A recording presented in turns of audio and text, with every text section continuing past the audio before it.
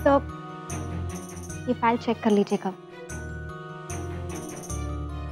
ठीक है, मैं बाद में देख लूंगा।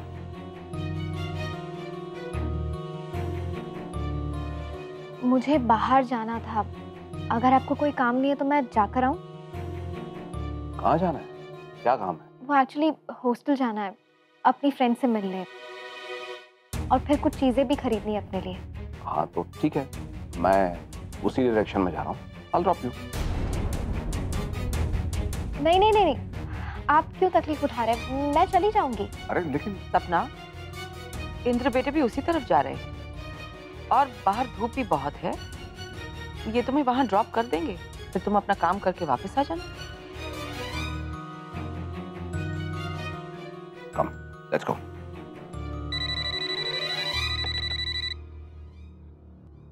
Hello Mrs Mehta.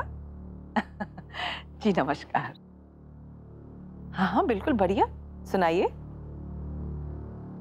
अच्छा, देखा देखा पूर्णिमा तूने कैसे ठाकुर माँ और इंद्रजीत उस पीए पर सारा पैर उड़ेल रहे थे।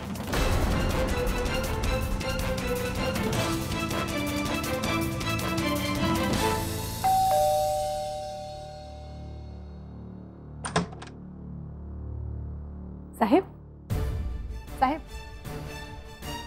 काय झालं? क्या हुआ? सब ठीक है ना? कुछ नहीं, 12 बजने में 2 घंटे बचे हैं बस। ना तो कोई गारंटी मिला है और ना ही ज्यादा समय की अनुमति। 2 घंटों में हमारे अरमान ही बनकर रह जाएंगे।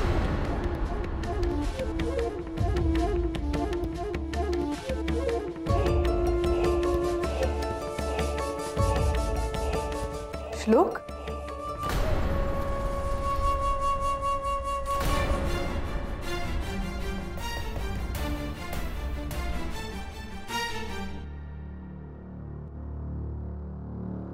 मैं आपको हार नहीं मानने दूंगा।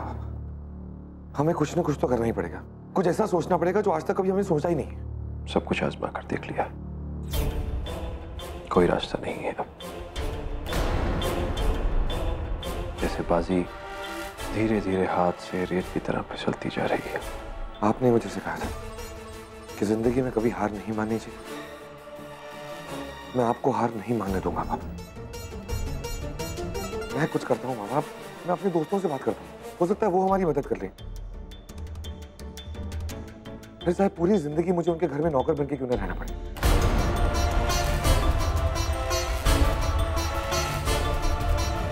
अब सिर्फ 2 घंटे बाकी हैं, 2 घंटे में कुछ भी हो सकता है। नहीं नहीं, तुम्हें इस तरह किसी के आगे घुटने टेकने की जरूरत नहीं है।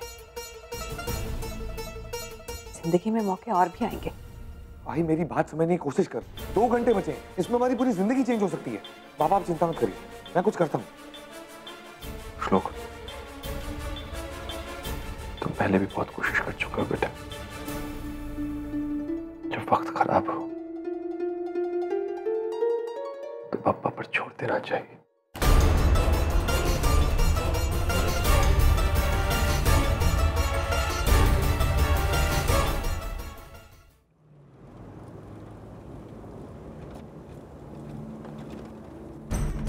सॉरी।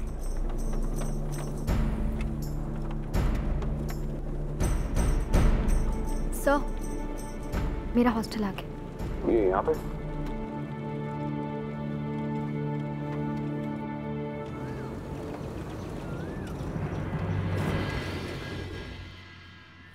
सपना, आई डोंट माइंड वेटिंग।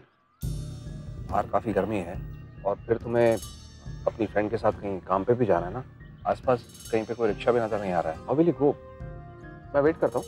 नहीं सर, वो एक्चुअली मेरी फ्रेंड के पास स्कूटी है तो मैं उसी के साथ चली जाऊँ। बाहर गर्मी देखी तुमने? जिद क्यों कर रही हो? सर, मैं इतने ऐशो आराम में नहीं पली बड़ी हूँ। गर्मी, धूप, ठंड, बारिश, इन सब की आदत है मुझे। मैंने कहा ना मैं खुद चली जाऊंगी। अब प्लीज मेरा इतना ख्याल रखना बंद कीजिए।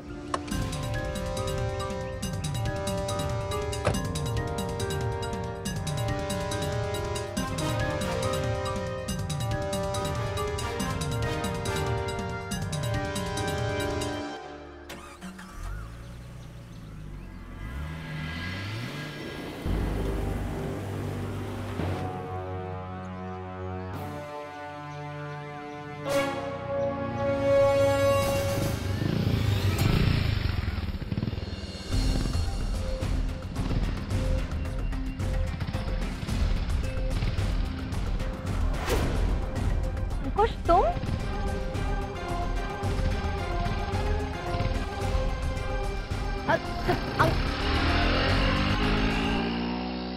ये यहाँ पे क्या कर रहा था? मुझे चलना चाहिए, कोई देख लेगा तो प्रॉब्लम हो जाएगी।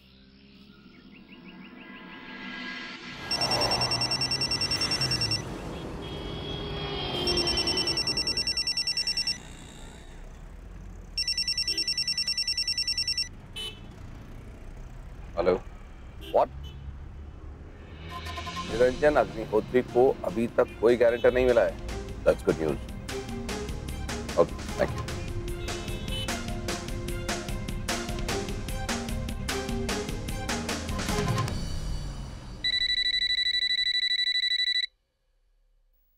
हेलो।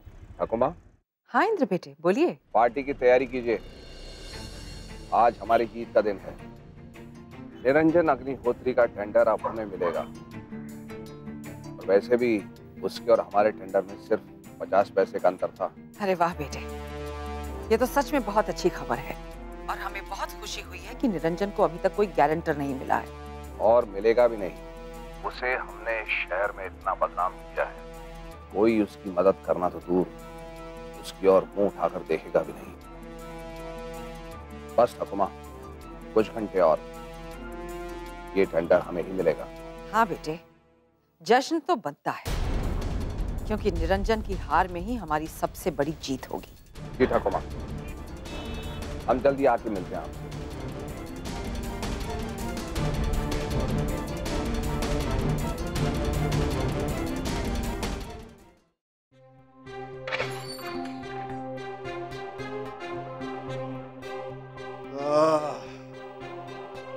चैन की सांस लेने का मजा।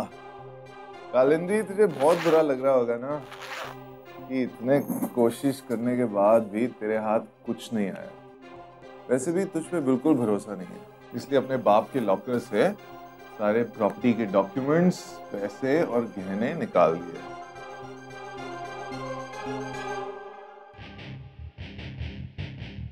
मान गया रे बापू, तू तो बहुत कमा के ऊपर गया।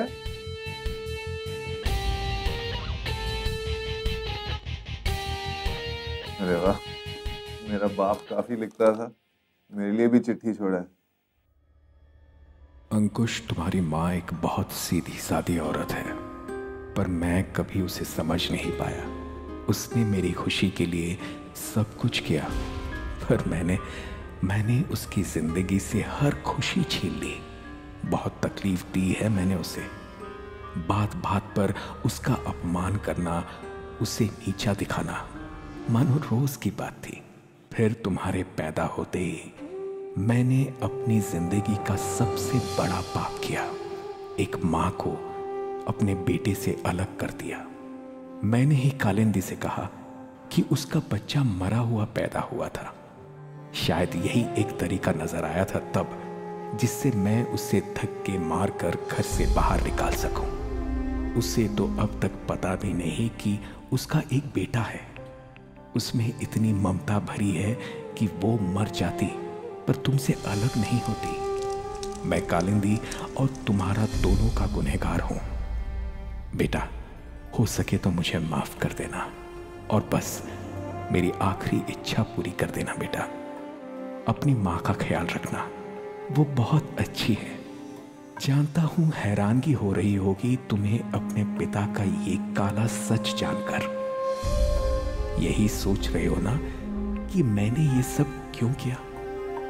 क्योंकि मुझे कालिंदी एक आंख नहीं भाती थी। उसकी गलती नहीं थी। शायद तब मेरे देखने का नजरिया ही कुछ और था। हर बुरी आदत थी मुझ में, पर अपना नाम बदनाम होते हुए कोई भी नहीं देख सकता।